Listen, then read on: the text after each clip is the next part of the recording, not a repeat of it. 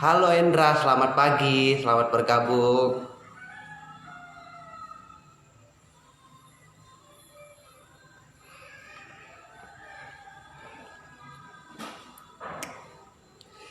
Ya, sambil menunggu teman-teman yang lain, kita sapa-sapa dulu ya. Dan menunggu pemateri juga. Hai Musda, selamat pagi Musda. Hai Diem, selamat pagi.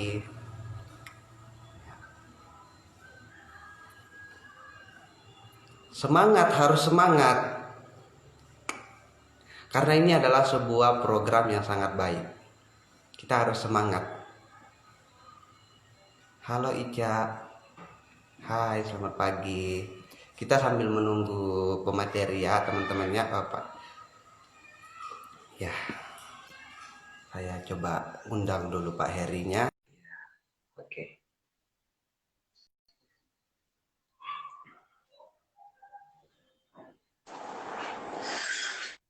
Ya, halo Selamat selamat pagi. Assalamualaikum. pagi. Pagi semuanya. Jelas suara saya, wajah visual Jelas, saya di situ jelas, jelas? sangat Oke. jelas. Ya. Baik, baik. Nah, saya sesuaikan dulu untuk ininya eh, apa? Tampilannya. Ya. Sambil kita Pak ya, sambil bersiap-siap kita sapa-sapa dulu teman-teman. Selamat pagi Ya, teman-teman silakan. yang baru bergabung. Apa kabar kalian?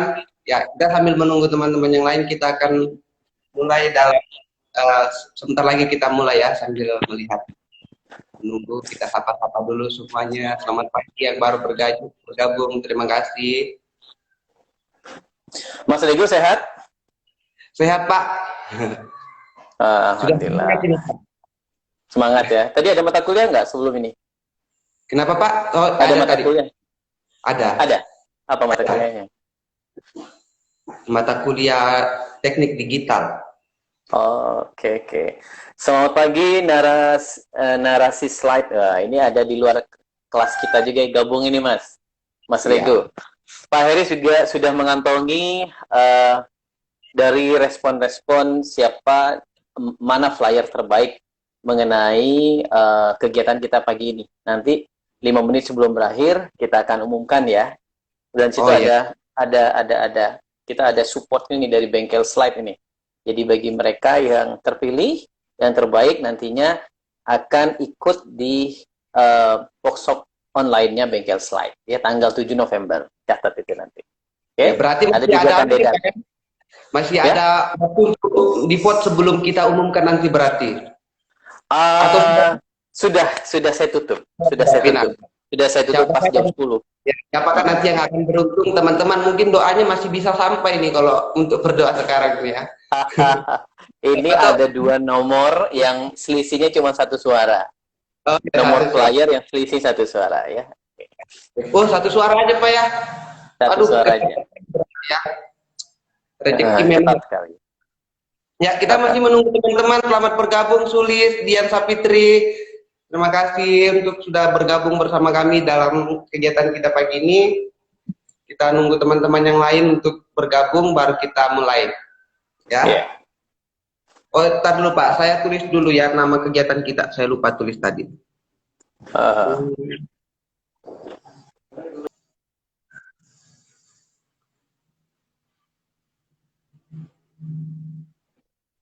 saya juga rekam untuk kegiatan kita ini. Kita rekam ya. Cepat tahu bermanfaat. Nanti bisa kita share lagi. Ini.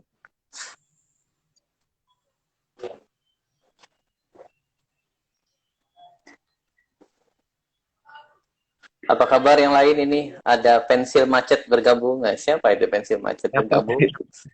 Kok pensilnya macet itu? Ada tintanya berarti. Ya, Musda pagi ya. Ada Tambunan Antonius. Oke, hello narasi slide. Halo Pak. Ini dari Bali loh ini narasi slide. Wow, jauh sekali. Dari Bali, Pak. Iya, Muhammad Rizal. Oke.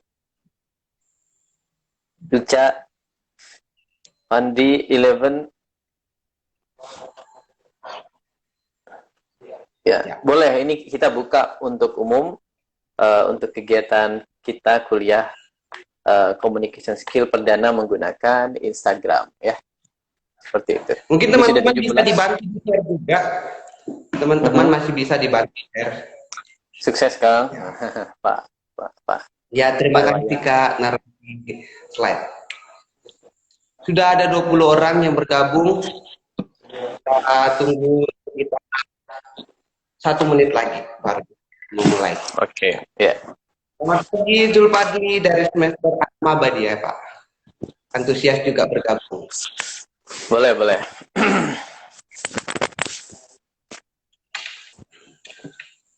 Dini, selamat pagi Dini.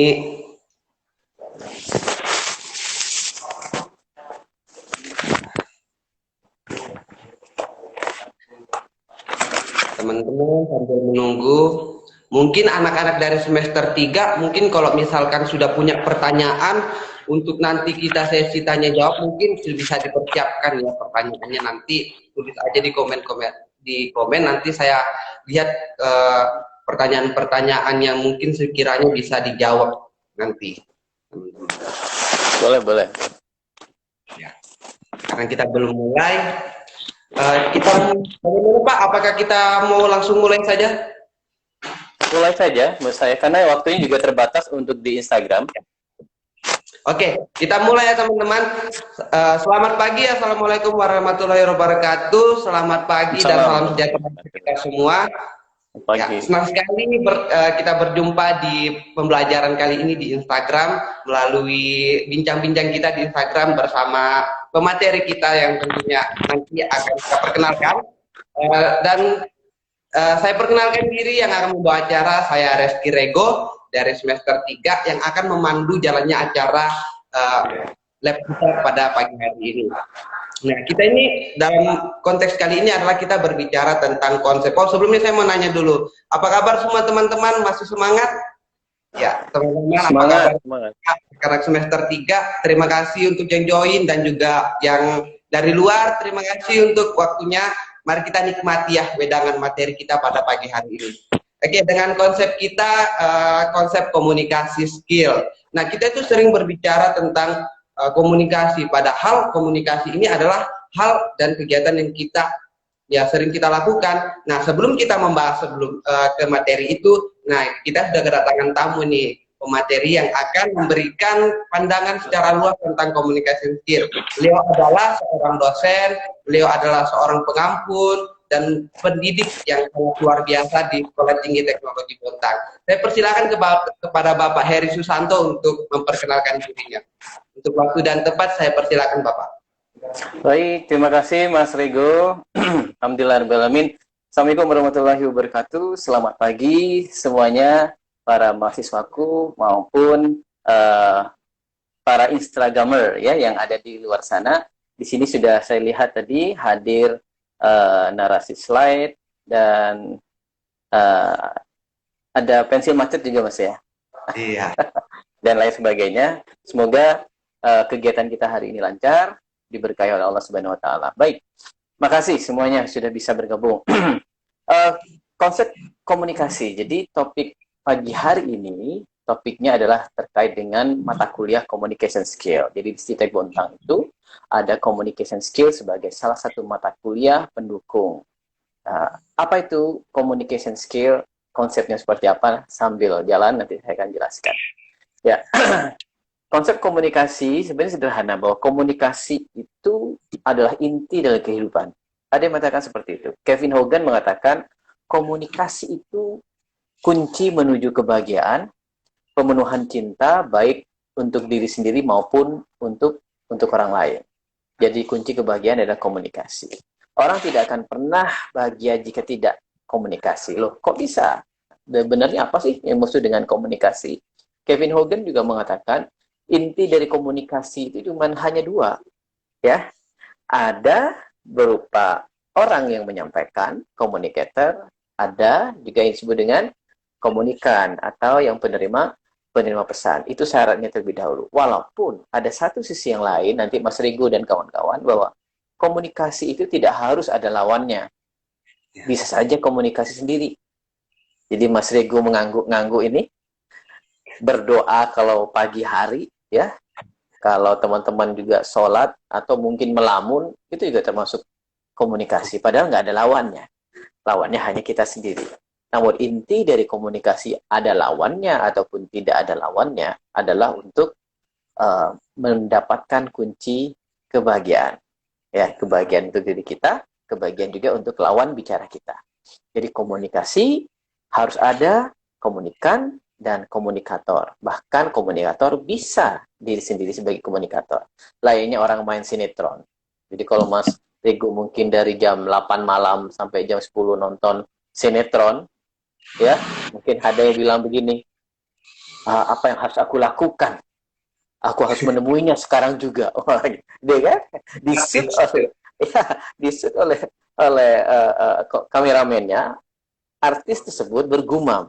Jadi itu semacam interpersonal skill ya dari dia sendiri yang walaupun di dunia nyata nggak mungkin seperti itu, jarang ada seperti itu. Mas Ego pernah gitu ngomong sendiri, mondar-mandir sama berbicara? Sering.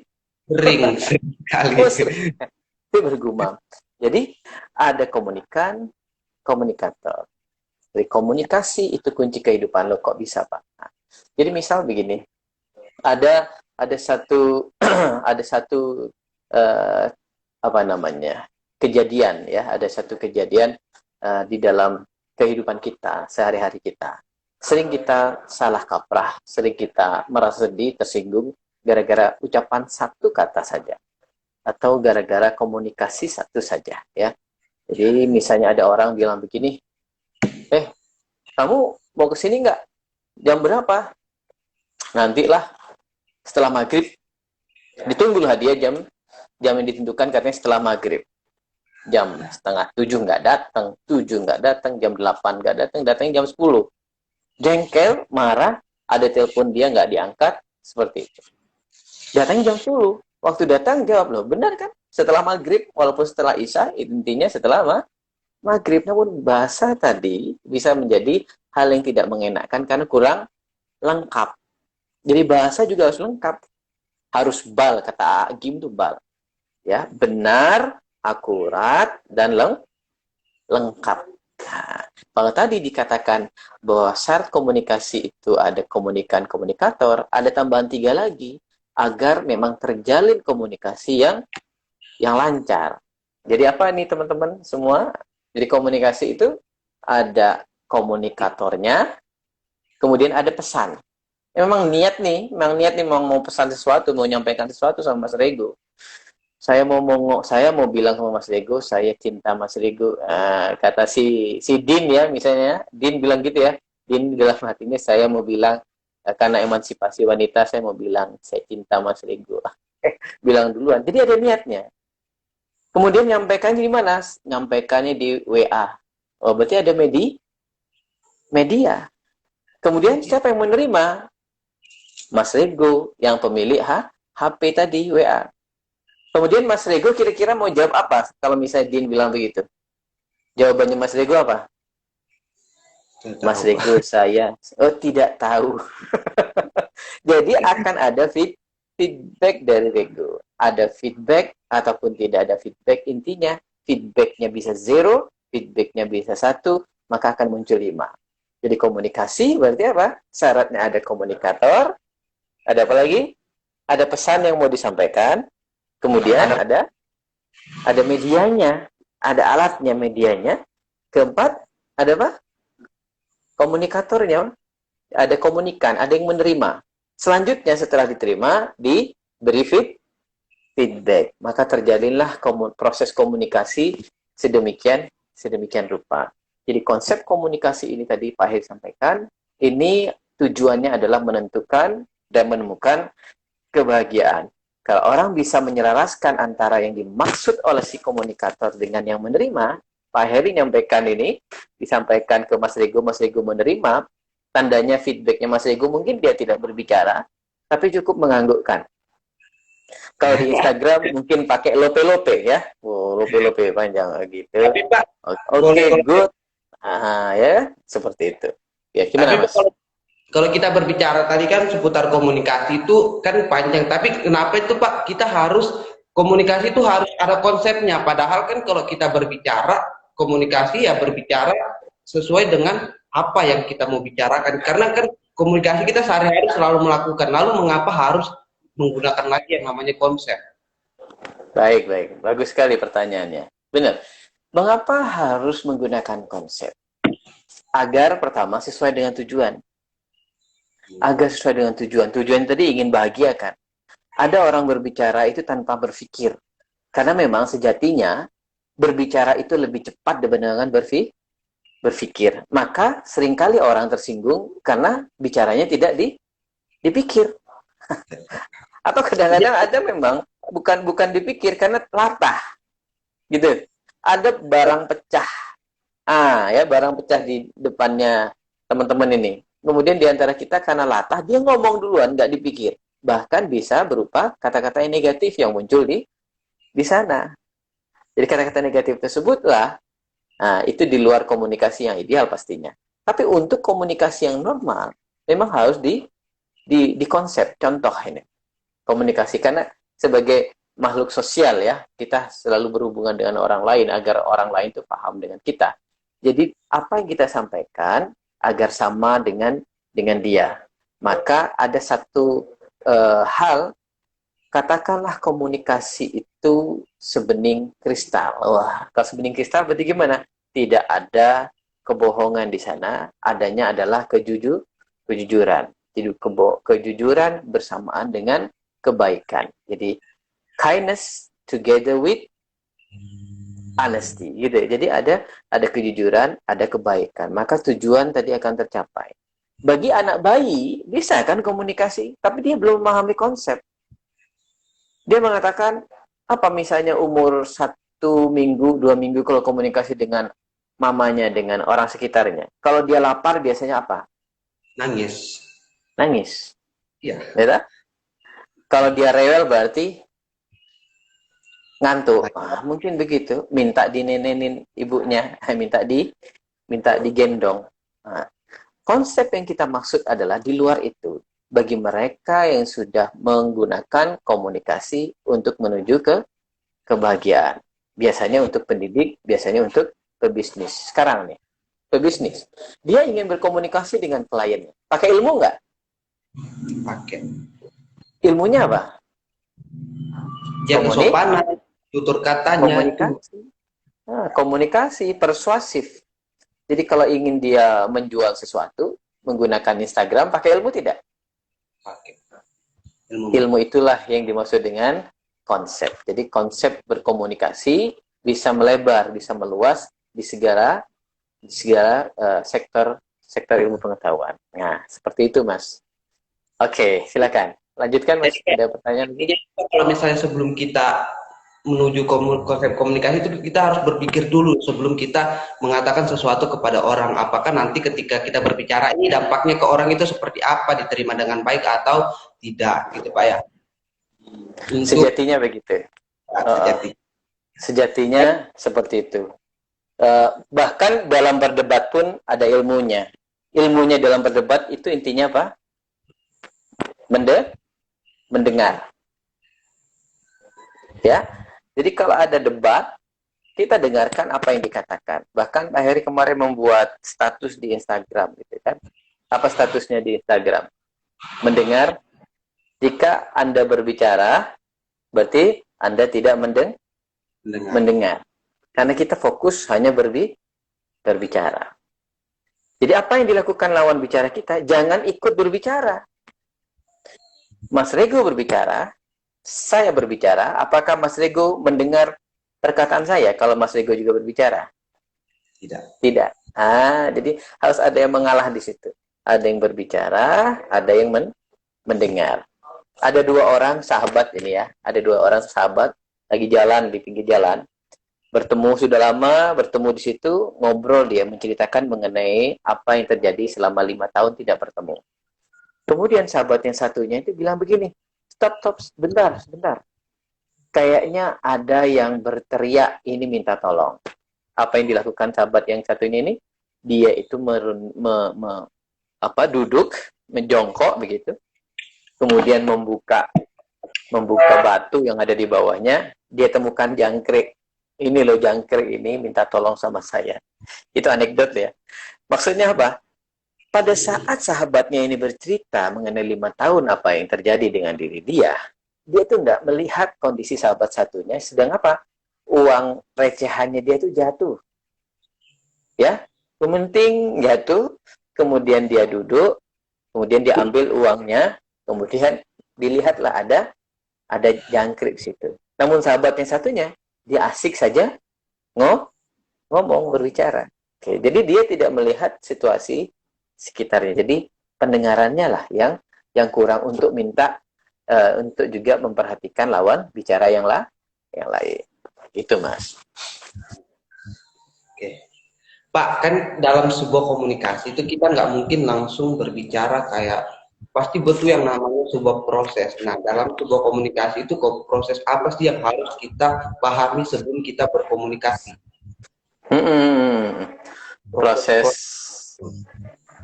komunikasi. Oke. Ya. Jadi dalam proses komunikasi tadi syaratnya sudah pasti ada 2 ya tadi ya. Kita tidak bicara intrapersonal, tapi yang interpersonal terlebih dahulu. Komunikan, ada komunikator. Proses pertama apa? Orang yang mau berbicara ini ngapain? Dia kan berpikir dulu. Katanya kan harus berpikir. Saya mau menyampaikan pesan ini kepada atasan saya.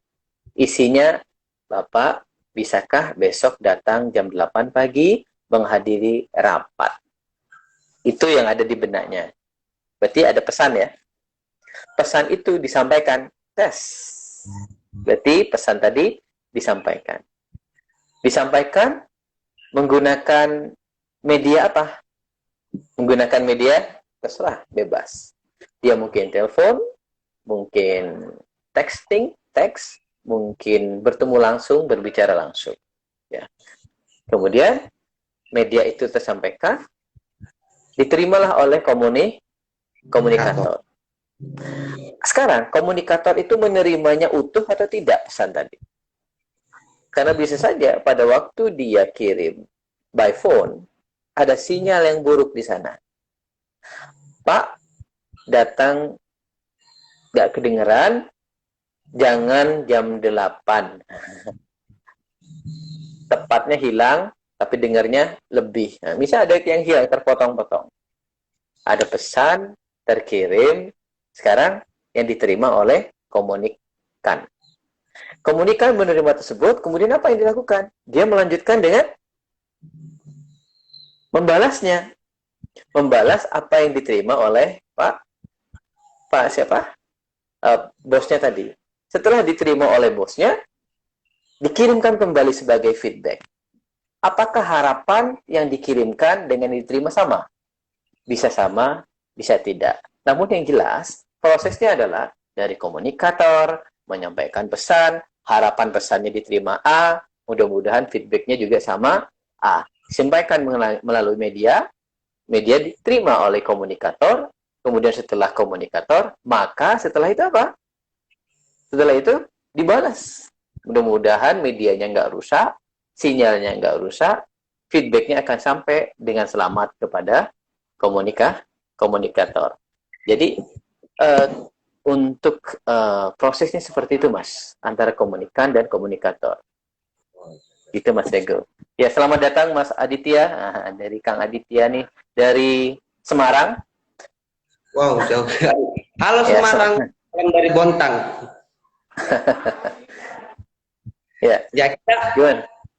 Kita lanjut Pak. Ini kan ya proses-proses itu penting juga Pak ya untuk dalam sebuah komunikasi. Tapi apakah dalam komunikasi kita harus melalui semua komunikasi, harus melalui semua proses? Jika salah satunya kita tidak menerapkan proses itu, apakah itu masih bisa dibilang dalam sebuah komunikasi? Putus-putus Mas. Putus-putus. Jadi apakah dalam sebuah komunikasi kita harus selalu melakukan yang namanya proses komunikasi? Jika kita tidak melakukan proses itu di salah satu komunikasi kita, apakah masih disebut dengan konsep komunikasi? Oke, ya. Jadi begini, komunikasi pun itu tidak melulu serius, Mas Regu. Bahkan orang saat berbicara, dia bahkan tidak memikirkan itu disebut dengan proses komunikasi atau tidak, gitu ya. Yang penting dia berujar, dia itu berkata atau menyampaikan pesan. Nah, sekarang siapa yang menilai itu masuk dalam konsep komunikasi atau tidak? Kalau kelas formal seperti kita, nah itu, ya kita bisa menilai. Bahkan ada satu pesan tersirat di situ bahwa kedamaian orang kemampuan orang berkomunikasi dapat mendamaikan dunia. Weh, keren ini ya. Kemampuan komunikasi dapat mendamaikan dunia. Itu kenapa? Orang akan memahami. Orang yang memahami komunikasi akan memahami orang lain. Bahwa orang lain itu berbeda. Bahwa orang lain itu unik. Tidak harus dia berpikir, wah kalau saya bertemu dengan si Budi, Budi itu pasti orangnya tinggi, seperti saya tinggi. Badannya kekar, seperti atletis. Badannya, jalannya, segala macamnya dinilai positif semua. Padahal realitanya tidak seperti itu. Dia harus memahami bahwa, oh ini kurus, ini gemuk, dan lain sebagainya. Itu difahami bahwa orang itu berbeda. Perkara suatu saat, ada satu komunikasi dia berhenti di tengah jalan. Sedang berbicara serius, ya, ada orang berbicara serius, namun sinyalnya terputus, mungkin di tempatnya mati lampu. Kalau orang berpikir bahwa komunikasi itu bisa membawa kebahagiaan, dia berpikir positif. Oh mungkin sinyalnya terputus. Ada orang naik motor, tiba-tiba ada yang nyerempet, Mas. Dari belakang nyerempet, langsung belok kiri, lampu merah pun dia langsung bablas.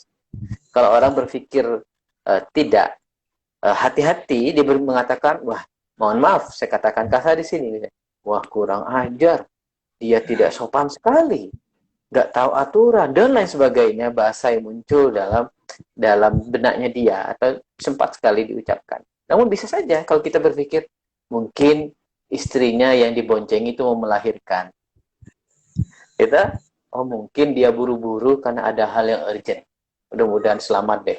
Nah itu kan bahkan akan lebih baik lagi bisa diterima dan membawa kedamaian kan untuk kita semua kalau kita berpositif thinking. Okay. Tapi gimana, Pak, Mas? kebanyakan kalau misalnya di kita nih ya, terutama yang pasti saya yakin yang nonton ini kebanyakan anak muda.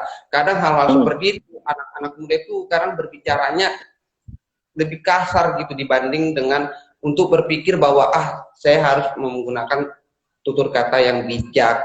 Karena melihat tren-tren sekarang banyak sekali kata-kata yang terus melambung atau kata-kata yang baru yang akhirnya menjadikan kata-kata seperti itu. Misalnya kata-kata yang misalnya kayak dia misalnya nabrak nih, dia ngobrol anjay, itu kan kata-kata yang tidak bijak. Nah itu harus seperti apa itu Pak untuk bisa terus merubah agar kata-kata itu lebih bijak lagi, karena kata-kata itu kan kata-kata baru yang sebenarnya dalam artian kata apapun menggantikan kata itu tadi. Asrul bilang tuh betul katanya. Ya betul. Artinya Pak Heri pribadi, Mas Rego, bahasa tanda petik sekasar apapun yang kadang-kadang itu ngetren di masa sekarang, gitu. Yes, Mas Adit, ya memang masih muda kok. Umur berapa saya? Salam Semarang, saya juga tinggal di Semarang juga ini, istri saya. Jadi setiap zaman itu pasti punya bahasa sendiri. Pasti punya bahasa sendiri. Bahkan ada yang namanya bahasa slang yang hanya dipahami oleh generasi tertentu, daerah tertentu. Mau ada yang kasar, mau ada yang bahasanya rahasia yang hanya kelompok itu tahu, biarkan saja. Termasuk kata tadi, A tadi tidak hanya akhirannya hurufnya vokalnya A ya, ada yang vokalnya pakai I juga, Mas. Biarkan saja. Kalau saya pribadi, biarkan berproses. Sedangkan kita yang sebagai teman, kalau memang ahli bahasa mengatakan itu negatif, kita sampaikan aja, oh itu bahasanya negatif, Artinya ini, perkara yang memutuskan dia mau rubah apa tidak, monggo. Biarkan teman kita yang memutuskan. Ya, karena sama saja ya, hidayah itu urusannya dia. Kita hanya mau menyampaikan saja. Kalau memang bahasa A tadi kurang baik atau seperti apa, biarkan saja. Ya, hopefully mereka paham kalau memang itu negatif.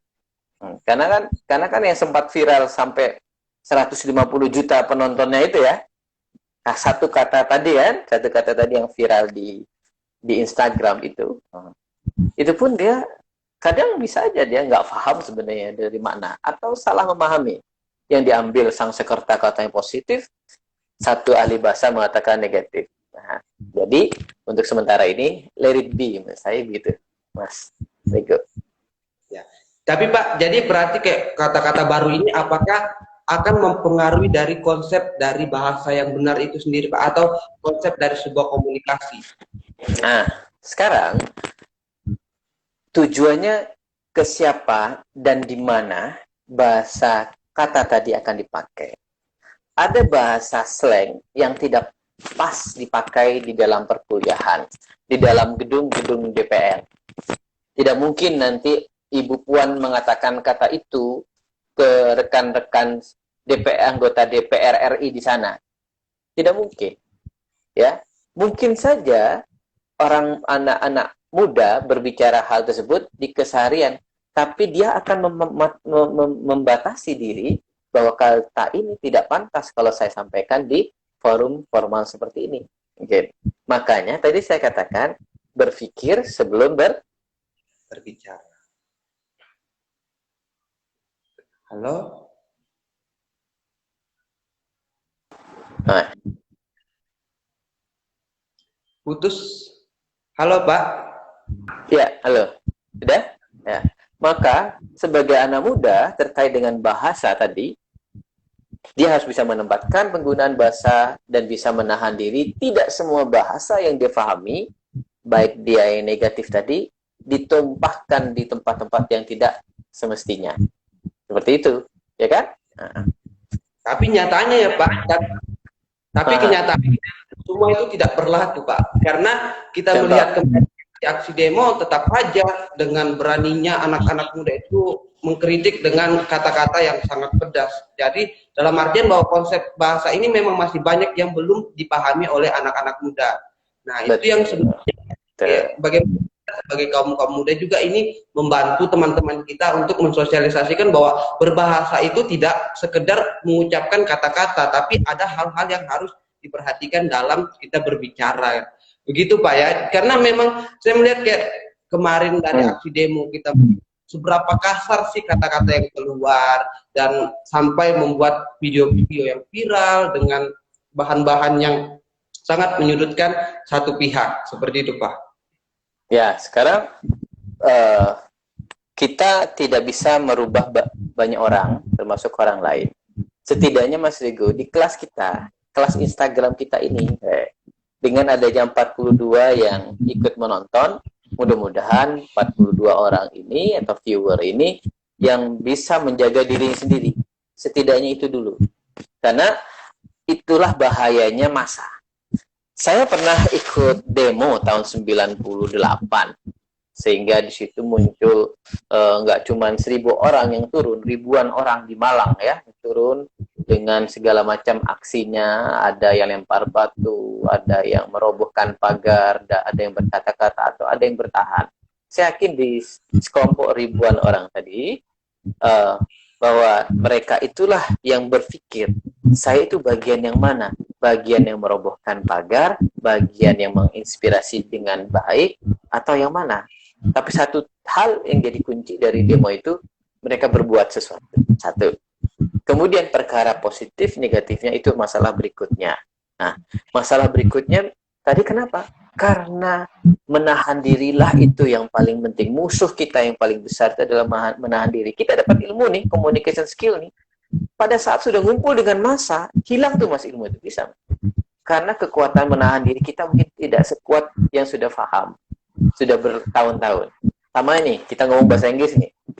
Bahasa Inggris, saya belajar bahasa Inggris tahun pertama, sudah mulai mencoba serius belajar bahasa Inggris, to differentiate between he or she, itu bingung. Ini ada Pak Wayan yang pandai bahasa Inggris nih. Saya 1 tahun bingung nih, he sama she kadang kebalik-balik. Saya gantiin Mas Rego tuh oh, she gitu kan. Gantiin Mbak Wati itu dengan he kebalik-balik. Tapi learning by doing, practice makes almost perfect katanya. Jadi kita ngomong, latihan terus, pelan-pelan kita bisa dengan pasti, dengan tegas, oh dia he, dia she. Padahal hal kecil, apalagi komunikasi. Komunikasi itu bukan hal kecil, hal besar. Maka learning by doing selama kita hidup, kita belajar menyesuaikan diri, belajar untuk memahami orang lain, pelan-pelan Mas. Kita nggak bisa berdoa sekarang misalnya, mudah-mudahan besok kan akan turun demo lagi nih hari Kamis misalnya ya, akan turun lagi nih jilid ketiga katanya di Bontang, mudah-mudahan mereka akan sopan santun semua. Ya, masih butuh waktu mungkin Mas, mudah-mudahan di antara Anda semua yang hadir ada 5 orang besok ikut demo menjadi lebih baik lagi bahasanya, bahkan bahasanya lebih keren. Lebih kerennya gimana?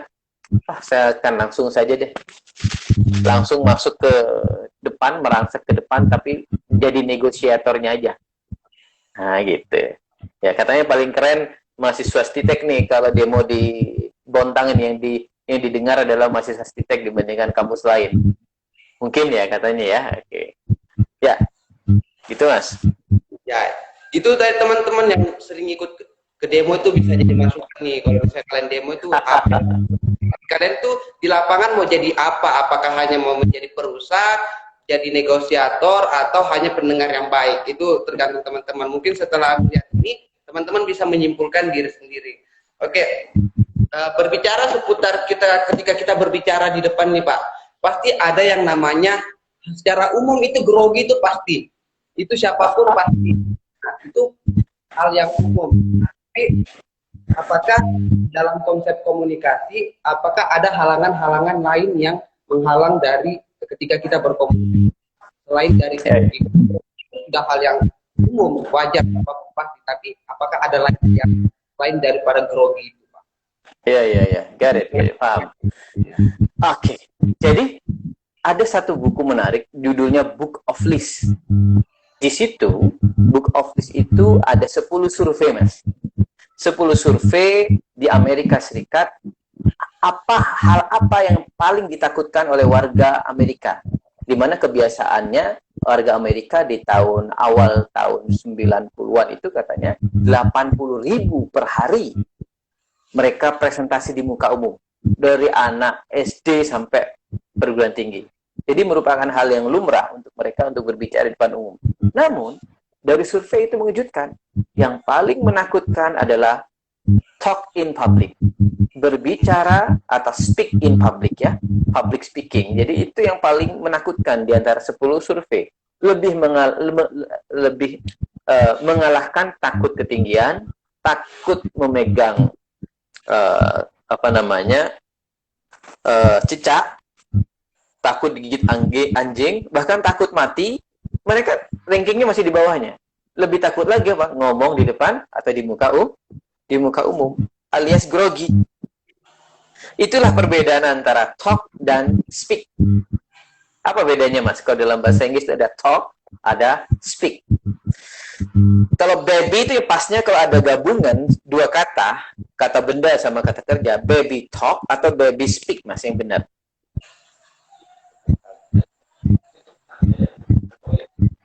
Iya, mengalahkan kematian Pak Aditya, benar. Saking takutnya sama public speaking. Baby talk atau baby speak yang benar? Baby talking atau baby speaking? Baby speaking. Oh, keren banget tuh baby speaking ya. Jadi bayi itu menangis, bayi itu bergumam, mengatakan kata-kata yang nggak jelas, tapi dipahami oleh bapak ibunya, khususnya ibunya. Tapi itu disebut dengan baby talk. Kita ngomong, berbicara dengan istri, berbicara dengan kakak, adik, itu talk, speak. Tetapi kalau kita berbicara di muka umum, pakai konsep, gitu, teratur, tertata, itu namanya speak. Ya, maka ada public speaking. Kalau cuma dengan keluarga, talk. Kalau cuma dengan teman, talk. Nggak mungkin. Misalnya Anda berbicara, ya ini kita ngumpul semua nih, makan malam. Dimulai dengan Assalamualaikum warahmatullahi wabarakatuh. Gimana Ibu, apa kabar? Anak pertama, anak kedua, anak ketiga. Hari ini kita akan makan siang. Wah, tertata begitu. Enggak kan? Ya kan? Bayi nggak tertata, kita ngomong sama teman, ngobrol biasa di warung kopi, di kantin, di kafe, biasa aja, pakai talk aja. Tapi dengan yang public speaking tadi, dia teratur. Jadi yang dikhawatirkan oleh Mas Rego ini, bagaimana berbicara di muka umum. Mengapa orang itu grogi? Karena harus teratur. Orang tidak akan grogi kalau berbicaranya santai, tidak pakai aturan yang baku. Contoh ini public speaking. Awal orang berbicara di depan umum, apa yang harus disampaikan pertama kali? Salam, gitu kan? Salamnya pun sekarang berevolusi. Agar bisa menarik perhatian audiens, maka salamnya berevolusi. Tidak hanya salam, Assalamualaikum, selamat pagi. Bisa saja, apa kabarnya? Nanti jawabnya tolong ya, dijawab dengan asik-asik, jos, begitu. Pak Aditya penarasi slide pasti senyum nih, Mbak Zara pasti senyum nih yang saya bicarakan ini ya. Asik-asik, jos. Tapi kalau dengan kan sekarang berevolusinya, apa kabar? Alhamdulillah, luar biasa. Allahu Akbar. Macam-macam. Untuk menghidupkan speak berikutnya. Dia tata, menggunakan humor, menggunakan quotes, menggunakan anekdot, cerita, agar menghidupkan audiens. Itulah yang membuat dia takut. Karena kalau bicara dengan cara biasa, orang pada tidur. Tapi kalau dia bicara untuk lebih luar biasa, menjadi public speaking, maka dia akan lebih pede, lebih senang, audiens pun terhibur. Halangan apa kalau gitu? Halangan apa yang biasanya menjadi halangan komunikasi? Halangannya banyak, Mas. Ya, ada 7 nggak salah. Halangan semantik. Ya mau komunikasi nih, Mas Rego orang Bontang ketemu sama Mas Adit. Mas Adit dari Semarang bilangnya gini, Mas Rego ini, Mas Adit bote gitu ya.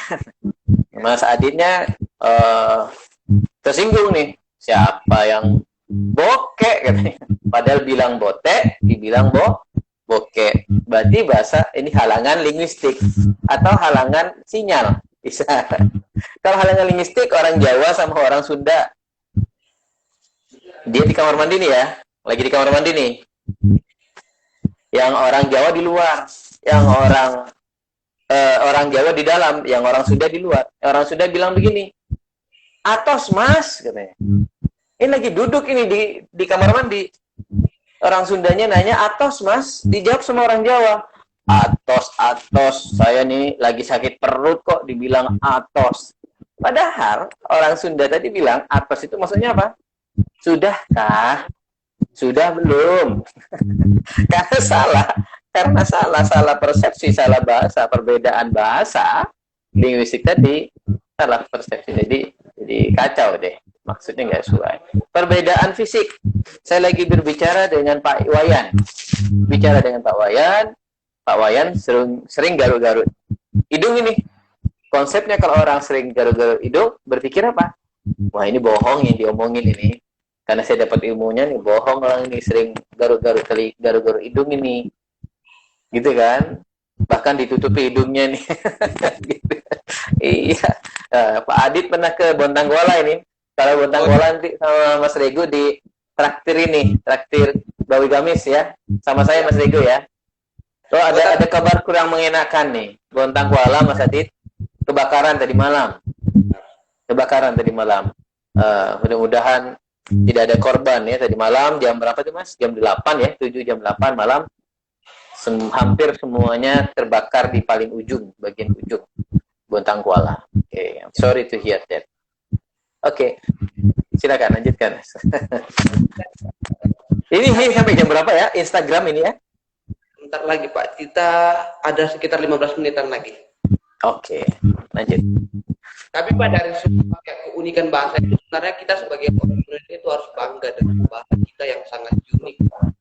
tinggal bagaimana aja kita berbicara, apakah kita harus berbicara, bagaimana cara kita berbicara. Kalau biasanya ketika kita bertemu dengan orang daerah luar, lebih baik kita menggunakan bahasa Indonesia saja Pak ya, daripada kita harus menggunakan bahasa yang sepertinya sering kita gunakan di daerah. Itu mungkin lebih baik.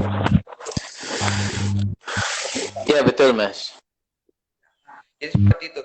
Terus dan itu pun juga perbedaan itu tadi sudah Pak ya, dampak-dampak yang disebabkan dari perbedaan bahasa itu bisa membuat orang jadi tersinggung karena mungkin karena perbedaan kultur gitu Pak ya. Kayak misalnya nih orang Medan tuh kalau ngomong biasanya ngegas, dari mana kau?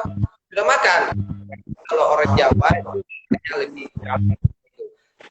Nah, terus berbicara memang konsep-konsep seperti ini, lalu seberapa penting sih konsep dari sebuah komunikasi itu? Seberapa penting dari kita membangun ya komunikasi itu selalu seberapa penting dalam sebuah komunikasi? Ya, sangat penting. Kalau diambil rate 1 sampai 10, itu pasti 8 ke atas itu komunikasi. Ya. 95%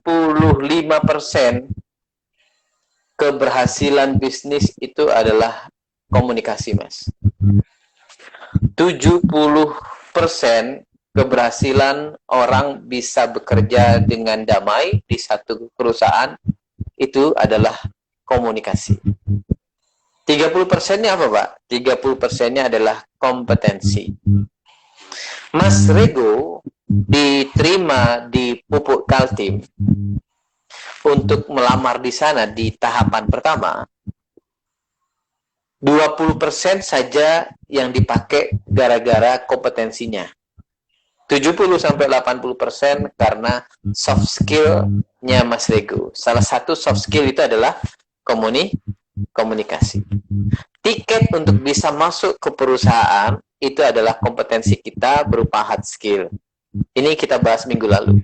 Apa itu? Ijazah kita. Pertamina minta TOEFL 500. Mas Rego punya 525 TOEFL-nya.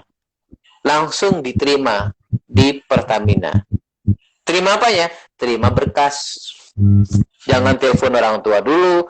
Pak, Bu, saya sudah diterima di Pertamina. Padahal yang diterima baru berkas. Gak usah pesta 7 hari 7 malam ya. Salah persepsi lagi nanti ya orang di rumah sana. Jadi tiketnya tadi berupa TOEFL. Kemudian diteslah psikotes. Teslah berikutnya wawancara. 75% orang jika sudah dipanggil wawancara dianggap diterima. Perjuangannya dia tinggal 25%. Perjuangannya adalah meyakinkan orang yang mewawancarai kita. Silakan Pak Gibral Dwi. Jadi 75%, 25% sisanya dalam memperjuangkan apa? Komunikasi tadi. Meyakinkan si pewawancara, ya siapa yang mewawancarai kita, itu yang diyakinkan. Itu. Jadi begitu pentingnya komunikasi. Saat Mas Rego sudah diterima PKT, sudah pintar mengoperasikan alat, sudah bisa membuat program, yang membuat Mas Rego bertahan sampai pensiun nanti adalah apa? Soft skill-nya komunikasi. Kalau Mas Rego bagus berkomunikasi dengan atasan, dengan bawahan, bahkan dengan teman sejawat, maka bertahan di situ lebih indah, lebih nyaman lagi di tempat kerja. Tapi kalau Mas Rego adalah orang yang menjadi bad reporter dalam perusahaan, berarti apa itu? Suka mengadu negatifnya orang. Pak, saya melihat Pak Tony ini suka telat masuk Pak, dilaporkan ke atasan. Pak, saya melihat ini Pak, ini hanya begitu aja, pasti nggak disukai oleh banyak orang. Bertahannya pun di situ tidak bahagia. Maka segitu pentingnya komunikasi itu sampai masuk ke area pekerjaan, area kehidupan rumah tangga, area komunikasi seperti kita ini. Seperti itu Mas, sangat penting kesimpulannya. Ya. Ya Pak, ini ada pertanyaan nih Pak dari Gibral Dwi. Pak, apakah jika seorang pribadi sering mengeluh dalam artian dalam hati juga mempengaruhi dengan kemampuan komunikasinya? Ya, Saya jawab apa yang bisa saya dapat sampaikan ya. Itu ada yang namanya intrapersonal skill. Intrapersonal skill, orang itu ngelamun, orang itu berangan-angan, berimajinasi, berdoa, itu semua ada di alam bawah sadar dia ya. Kalau dia sering mengeluh dan itu dipupuk terus, seperti halnya vitamin, seperti halnya tanaman dikasih vitamin ya akan subur, tapi dikasih racun dia akan mati ya. Kalau vitamin kita itu mengeluh terus, pasti berdampak dengan kehidupan sehari-hari. Pasti orang tersebut akan terbiasa untuk komplain. Terbiasa untuk komplain. Gampang sekali untuk mengeluh, gampang sekali untuk komplain. Apalagi mengeluh itu diwujudkan dalam aksi. Dan biasanya begitu, Mas. Dalam hati kita, kalau yang kita tanamkan sehari-hari begini, kita bangun tidur, pagi ini nanti sore saya mau buat video pembelajaran ini. Jam 12 saya catat, harus jadi ini. Mudah-mudahan saya yakin bisa benar ini. Gitu ya? Self talk kata Mas Adit gitu ya. Self talk bisa. Kenyataannya cenderung berhasil, Mas. Ya, apa yang kita pikirkan itu biasanya cepat terwujud karena kita yakin apa yang kita pikirkan itu bisa. Tapi kalau coba kita suruh sama-sama mikir, suruh sama-sama bergumam, tapi bergumam kita yang mengeluh, maka yang akan muncul hari itu yang mengeluh aja, pasti. Saya rasa gitu, Mas Gibral Dwi, bahwa apa yang kita pikirkan, buahnya biasanya mau dekat-dekat dengan apa yang kita pikirkan. Maka mending pikiran kita ya, setidaknya rubahlah ke hal yang lebih positif lagi. Jadi mempengaruhi komunikasi kita. Ya. Ini kita coba masuk ke Pak ya, tanya jawab ya, karena sudah ada beberapa juga yang mau bertanya sebelum nanti kita akhiri, karena kita tinggal berapa menit lagi. Gimana Pak? Saya bacakan aja pertanyaan dulu Pak ya. Boleh. Ya, ini dari Pak Sulit. Apa sih tolak ukur keberhasilan dan kegagalan dalam menyampaikan suatu pesan? Oke, tolak ukurnya sederhana. Feedbacknya, menurut saya begitu. Feedbacknya apakah itu yang diharapkan? Contoh nih, saya ingin memberikan pesan bahwa jam 8 malam tugasnya harus dikumpulkan, gitu kan? Feedbacknya nggak ada satupun mahasiswa mengumpulkan. Oh, berarti gagal nih pesan saya. Kita telusuri, ternyata apa? Pak, nggak ada pesan Bapak. Ternyata apa? Yang saya kirimkan belum terkirim. Karena data saya habis. Ya, atau sekarang pesannya terkirim semua.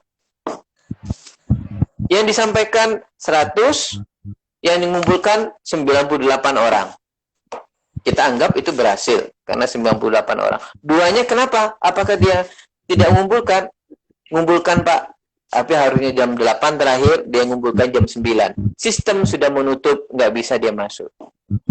Jadi, keberhasilan suatu komunikasi sebenarnya bisa dilihat dari feedback yang didapatkan. Jika kita meminta sesuatu A, yang diangan-angan kita jawabannya nanti B, dijawab oleh si komunikan jawabannya B, alhamdulillah. Berarti feedbacknya sesuai dengan apa yang kita harapkan.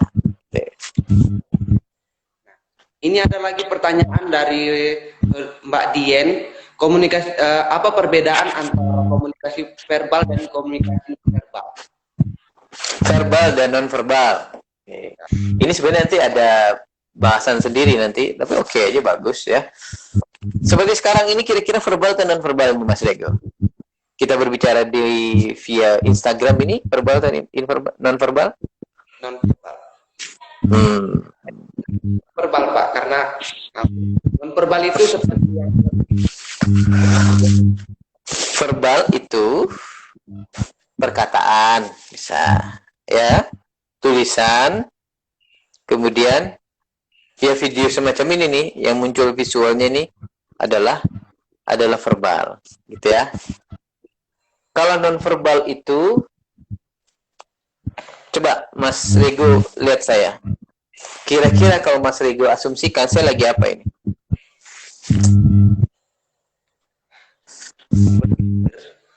Apa? Berpikir. Orang lain bisa mengasumsikan tanpa saya harus berbicara. Lihat dari gerak-geriknya saja, kita sudah bisa menyimpulkan itu komunikasi non verbal. Apa ini, Mas? 2. Ada orang lain berpikir 2 itu pilkada, Pak. 2 itu victory, yang huruf V kan? Victory. 1. Apa ini? Kalau saya bilang gini apa ini?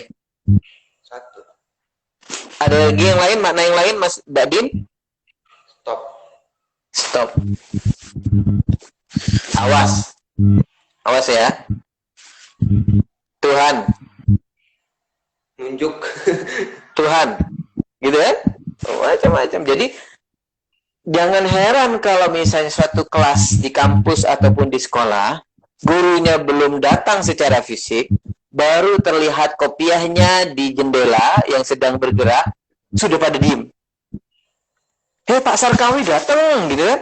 Padahal itu Bapak kebun, karena pakai kopiah yang sama mirip dengan guru yang akan masuk di kelas dia. Dia tidak berbicara, dia tidak mengatakan apa-apa, tapi hanya dengan gerakan, dengan mimik, raut muka, ketahuan. Itu yang disebut dengan non-verbal. Kekuatan non-verbal itu lebih besar dibandingkan verbal. Gitu. Jadi ada orang berpidato bagus, biasa saja nggak didengar. Dia menggebu-gebu, bagus, ilmiah sekali, tapi nggak didengar. Karena non-verbalnya nggak main. Dia hanya duduk di kursi, di belakang meja, mahasiswanya di depan, dia berbicara yang bagus, tapi melihat laptop, membaca teks apa yang dia bicarakan, mahasiswanya apa yang terjadi? Ngantuk, tidur. Padahal apa yang disampaikan bagus. Paham ya? Gitu. Ini Pak, pertanyaan terakhir Pak, karena waktu kita sudah mau habis tinggal berapa menit, mungkin ini pertanyaan terakhir, dijawab singkat saja Pak sebelum kita menutup. Bagaimana melatih skill public speaking dan yang efektif dan efisien dari saudara? Ya, nanti Mas Adit dari Semarang akan buka kelas public speaking gitu. Atau datang ke kelasnya Pak Anggi Gunadi ya, public speaking. Apa tadi pertanyaannya? Bagaimana kita melatih skill public speaking yang efektif dan efisien? Efektif dan efisien. Pelajari dari ahlinya, 1. Yang kedua, praktek. Langsung ke lapangan. Ada orang RT yang ngadain kegiatan, minta izin Pak, saya MC-nya. Ada kampus mau ngadain besok syukuran akreditasi, Pak, saya MC-nya. Gak usah bayar, gak apa-apa, gratis. Pasti terasa, Mas. Karena satu kunci untuk bisa sukses di satu kompetensi apapun, practice makes almost perfect. Dengan berlatih akan mendekati ke kesempurnaan. Itu Mas Rego. Ya, jadi sering-sering mengikuti kegiatan-kegiatan, sering-sering melatih diri gitu Pak ya, Pak. Ya, seperti itu. Mungkin kita sudah mau penghujung akhir Pak. Mungkin kita ambil kesimpulan aja Pak ya, untuk mungkin nanti kalau misalnya nanti teman-teman masih mau lanjut, nanti bisa langsung DM ke Bapak Heri saja ya, gitu Pak ya. Boleh ya. Ya, tolong nanti untuk kelas saya silahkan DM atau WA Pak Heri bagaimana penyelenggaraan Instagram ini, bisa kita lanjutkan di materi yang lain atau kita bervariasi di kegiatan yang lain, feedbacknya diminta ya. Itu Mas Rego. Saya rasa terima kasih kepada semua peserta mata kuliah Communication Skill dengan tema konsep komunikasi. Begitu pula untuk para tamu yang lain yang sudah sempat hadir berkunjung di channel Reski Rego. Terima kasih. Assalamualaikum warahmatullahi wabarakatuh. Ya, teman-teman terima kasih banyak telah bergabung bersama kami. Terima kasih kepada Bapak Heri Susanto yang telah memberikan kita materi pagi hari ini.